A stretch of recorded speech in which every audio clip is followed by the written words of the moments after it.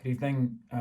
You're listening and watching The Last Days of Disco Videobook, read by David F. Ross. It's produced by Into Creative, and the book was published by Orenda Books.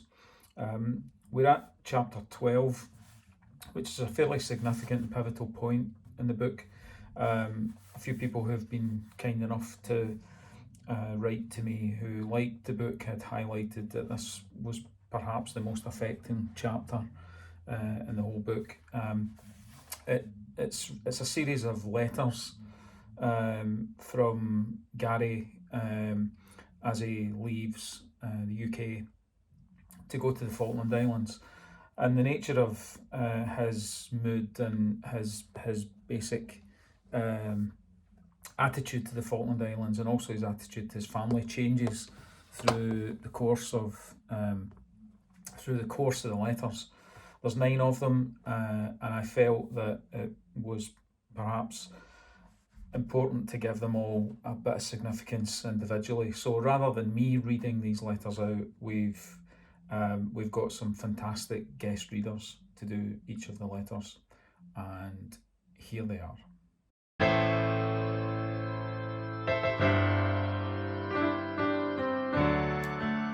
Queen Elizabeth II, the English Channel, 13th of May 1982. Dear Mum, didn't get much chance to write yesterday, sorry. The bus was late in leaving and there was a real panic on with the command. Southampton Docks was absolutely mental though. It felt great to finally be going and everybody cheering and waving banners. It was like being one of the Bay City Rollers. Never ever thought I'd be on a cruise. I know it's not like a holiday, but it's really exciting. We should reach Ascension in a couple of weeks and then get new orders there. I'm in a decent bunk with 3 of my mates, and even the officers are all mucking in and having a laugh with us. It's been good in the boat, with 5 infantry, the Gurkhas and the Welsh lads. We were up early this morning at 06:30 hours for a run round the deck, then breakfast. Weather was great, really calm seas, and for all of last night there was wee boats following us, but they've all gone now. Hope you're okay and give everybody my love. I'll try and write as much as I can, but you know me, I'm not the greatest with the words. Don't worry about me. Love, Gary.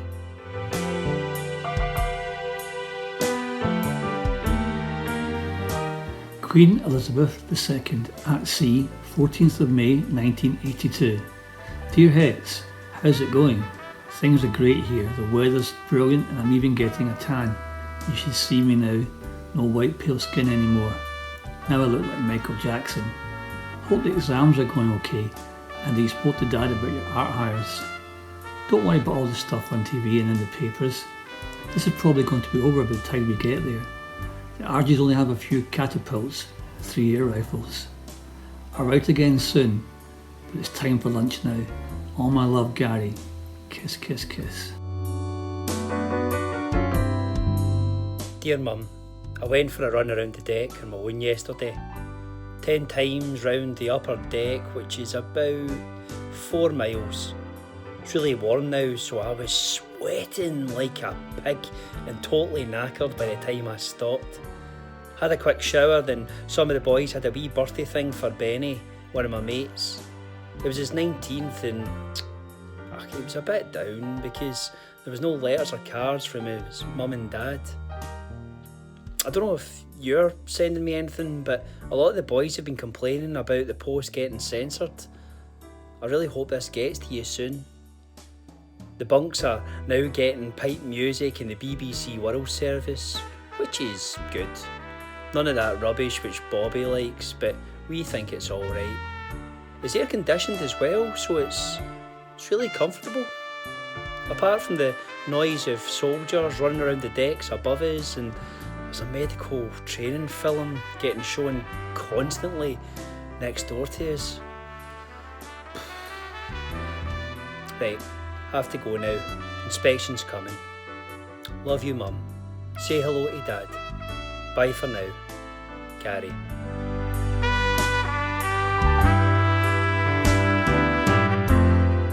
Queen Elizabeth II, at sea, 20th of May, 1982. Aye, botface. Been at sea for a week now and I'm bored fucking rigid. Haven't seen land since the day we left Southampton, and there's bugger all to do but run around this bloody boat. I could beat Steve Ovett and Sebastian fucking Coe on a relay. How's things with you anyway? You still nicking at Lizzie land? What about Dopey Joey? Still spouting her that Bruce Kent shite? We watched Knight Rider last night. It's fucking brilliant, that programme. Seriously, what a car like that when I get back. Maybe Hammy's old man could sort us one out, eh? I missed the end of it though, because Kenny, my mate, started spewing and I went back to the bunk with him. The waves were a bit crazy last night. You don't really feel it most of the time because the liner's bloody massive. But even I had to admit, last night was a bit rough. Still don't know what the plans are. Nobody tells us anything. But there's rumours we're going straight to Falklands now instead of Ascension Island. News came through last night of the 20 Special Forces boys that died in the Sea King crash. The mood tears began to change. Not as much laughing and joking. Sorry didn't get the money they got to go to Spain. I wish I could have helped you. Anyway, enjoy the cup final. I'm assuming you and Joey are going to be the Rangers end. Tell them, hope Aberdeen hump them. I miss you, mate. G.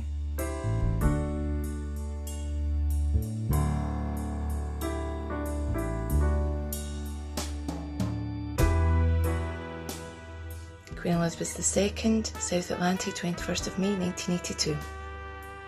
Debbie, sorry it's taken so long to write. To be honest, I'm not great at writing letters, and especially a letter like this one. It was great to see you at Southampton. I know I told you not to waste your day off coming all the way down there, but I'm really glad you did. Things are beginning to get pretty serious now, but I think the Navy have got it well covered so far. Last night we heard that the United Nations talks had failed. We earn a lot in the World Service, but that's really the only place we get told anything. I hope you're not worrying about me too much. I still don't know what the actual plan is, but it looks like we'll be landing at San Carlos in about a week. I still find it incredible that I'm actually here. I've never been abroad before, and here I am on the QE2 in the South Atlantic, 8,000 miles away from home. And you. I wonder what you're doing, if you're thinking about me as well. I'm feeling a bit lonely now. Mates are good company, but everybody's a bit depressed at the minute. There's been no post since we left, so I'm not even sure if this letter will get to you. It was only last night when I couldn't sleep and all sorts of weird things started going through my mind. I got really irritated. It's not until a time like this when you're not here, and I don't know when I'll see you again, that I realised how much I love you. I hope you feel the same, Debs. I love you, and I'll write again tomorrow. G. 25th of May 1982. Prime Minister's questions the House of Commons. In view of the confident assertion yesterday, some people might think overconfident that the days of the Argentine garrison are numbered. Mr. Martin Flannery, MP for Sheffield Hillsborough. They are. Mr. Nicholas Winterton, MP for Macclesfield. May we now have a cessation of hostilities. I know that the bloodthirsty hooligans on the Tory benches do not want that, but could we not discuss future sovereignty of the Falklands under the aegis of the United Nations, especially in view of the fact that the Tory British Nationality Act has deprived at least a third of the islanders of British nationality? What shall we do with those islands once we have them? Are we to have a permanent fleet on a vast scale there indefinitely? And are we to have an army down there indefinitely to protect them? Mr. Martin Flannery, MP for Sheffield Hillsborough. That's about 7 questions. I wonder which to start on. The Honourable Gentleman referred to the phrase in my Right Honourable friend's speech that the days of the Argentine garrison are numbered. Does the Honourable Gentleman not want those days to be numbered? We wish them to be numbered. He then called for a ceasefire while the invader was kept in occupation. We totally reject that. It would leave the whole paraphernalia of tyranny in place. Perhaps 2 answers will be enough for the Honourable Gentleman. Mrs. Margaret Thatcher, the Prime Minister. It is my right honourable friend satisfied with the flow of mail to and from the Falkland Force, because I have received 1 or 2 complaints from my constituents about delays, and mail is important for morale. Miss Janet Fuchs, MP for Plymouth Drake. I am sure that everything possible under the circumstances is being done to get mail both to the armed forces and from them. I recognise the importance of mail, and I am confident that everything is being done. Mrs. Margaret Thatcher, the Prime Minister.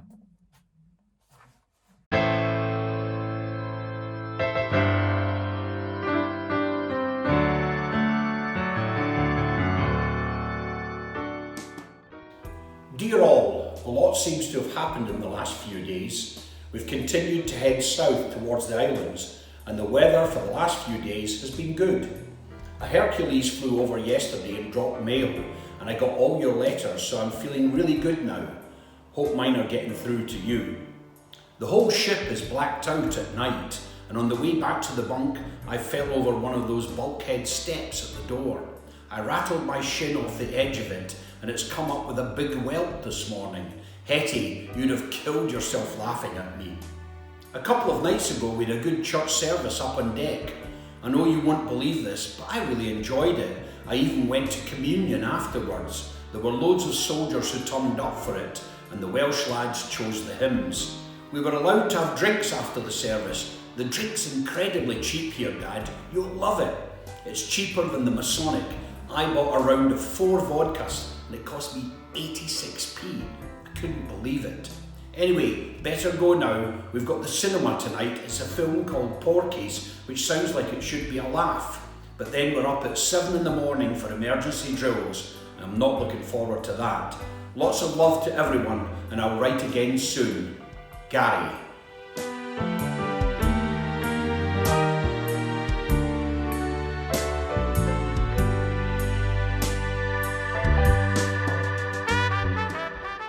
Queen Elizabeth II, at sea, South Atlantic, 28th of May 1982. Dear Mum, I miss you and I hope you're coping with all the news coming from the islands. I'm fine and everyone here is really calm. There's a real feeling that it's all coming to an end now and that Galty Eddie's going to get up any day. I think that by the time we land at St Carlos in a couple of days, there'll just be time to swap jerseys with the RGs before coming home again. I hope Hetty told you about my girlfriend Debbie. I can't wait to bring her up to Killian for you to meet her. She's really great. Mum, don't worry about me in the next few days. I know you will though, but I'll be fine. Can't wait to get back home for some of your lentil soup. I love you, Mum. Gary. Kiss, kiss, kiss.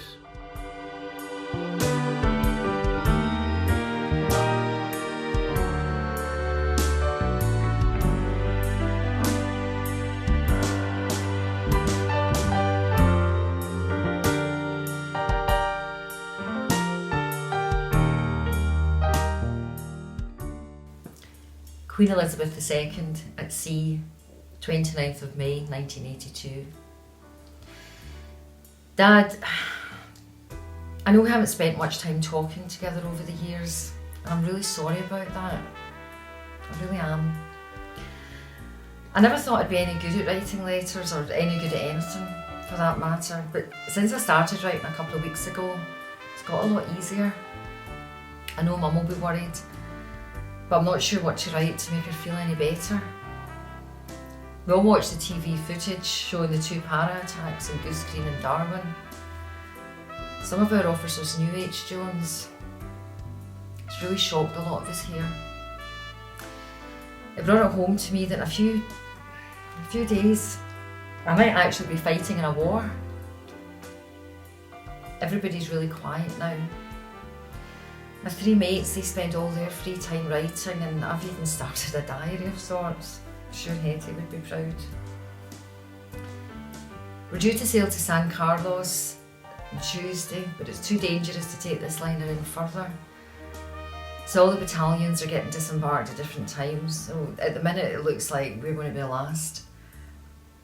The 5th Brigade, they're going on the Canberra tomorrow. We've all still to be briefed, but I think we're going to go on the Intrepid. We saw a couple of Mirage fighter planes last night, so the Argies know we're here. I'm scared, Dad. I'm actually scared. It's not that I wish I hadn't signed up. It's just that I'm scared of panic, or I do something stupid, or I let someone down. I've been thinking back to all the stupid things I did as a kid, and now I wish I hadn't.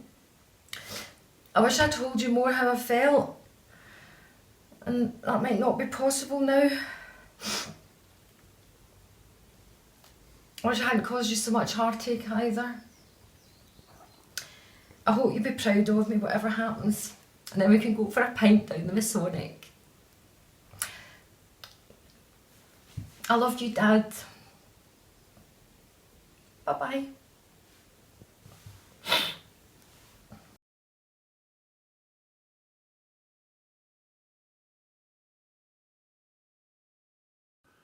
Bluff Cove Base Camp, Falkland Islands, 5th June 1982. Debs, I love you and I miss you so much. I won't get the chance to write again for a while. We landed at Bluff Cove this morning. There's been Skyhawk fighters all over the place and we've had to move everything pretty quickly. We were due to wait for the Galahad, but orders were changed and we went ahead of the Welsh Guards. We'll be moving towards Stanley in a few days' time. The weather's taken a turn for the worse. It's freezing and it's been raining since we landed. I hope you're fine and not worrying too much about me. Hope you've been getting my letters. Can't wait to get home to you and to cuddle you again. I love you. Gary. 14th of June 1982. House of Commons. Prime Minister's questions. On a point of order, Mr Speaker, may I give the House the latest information about the Battle of the Falklands? After successful attacks last night, General Moore decided to press forward. The Argentines retreated. Our forces reached the outskirts of Port Stanley. Large numbers of Argentine soldiers threw down their weapons. They are reported to be flying white flags over Port Stanley.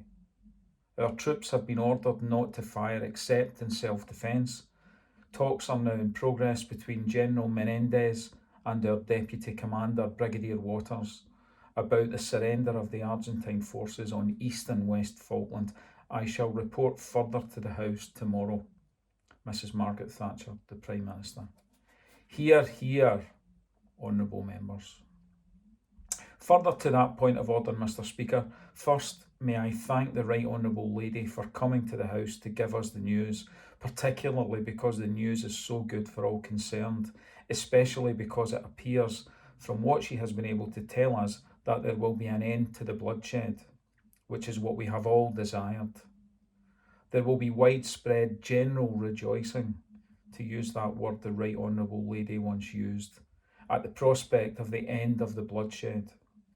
If the news is confirmed, as I trust it will be, there will be great congratulations from the House tomorrow to the British forces who have conducted themselves in such a manner, and, if I may say so, to the Right Honourable Lady. I know that there are many matters on which we shall have to have discussions, and perhaps there will be arguments about the origins of this matter and other questions, but I can well understand the anxieties and pressures that must have been upon the Right Honourable Lady during these weeks. I can understand that at this moment those pressures and anxieties may have been relieved, and I congratulate her on that. I believe that we can, as a House of Commons, transform what has occurred into benefits for our country as a whole. I believe that that is the way in which we on the opposition benches will wish to proceed. There are many fruitful lessons in diplomacy and in other matters that we can draw from this occasion, and that will be the opposition's determination. Mr Michael Foot, Leader of the Opposition, MP for Ebba Vale.